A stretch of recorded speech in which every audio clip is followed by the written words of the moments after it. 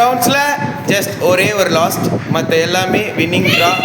6.6. Okay, முக்கியமாக நம்ம celebrate பண்ணுற ரீசன் என்னென்னா, அவரை மாதிரி எல்லாரும் அப்கமிங் டோர்னமெண்ட்ஸில் பெர்ஃபார்ம் பண்ணணும். ஸோ ஹார்ட் ஒர்க் இல்லாமல் முடியாது.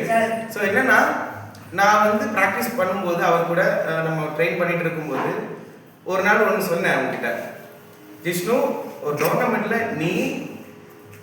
நீ வந்து செப்பரேட்டாக தெரியணும், ஒரு பெரிய அச்சீவ்மெண்ட் பண்ணணும், ஃபர்ஸ்ட் பிளேஸ் செகண்ட் பிளேஸ் வரணும்னா அதுக்கு நீ என்ன மற்றவங்களை விட செப்பரேட்டாக ஸ்பெஷலாக என்ன பண்ணியிருக்கேன்னு கேட்டிருக்கேன்.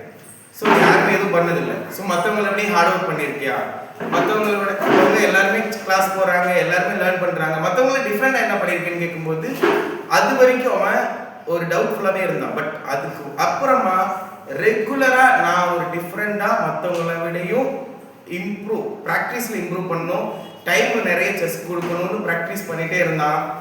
தென் ஸோ இந்த அச்சீவ்மெண்ட்டுக்கு காரணம் சிம்பிள் கிடையாது, நிறைய ஹார்ட் ஒர்க் இருக்குது. ஸோ எல்லாருமே அவனை மாதிரி ஃபாலோ பண்ணுவோம். ஓகே.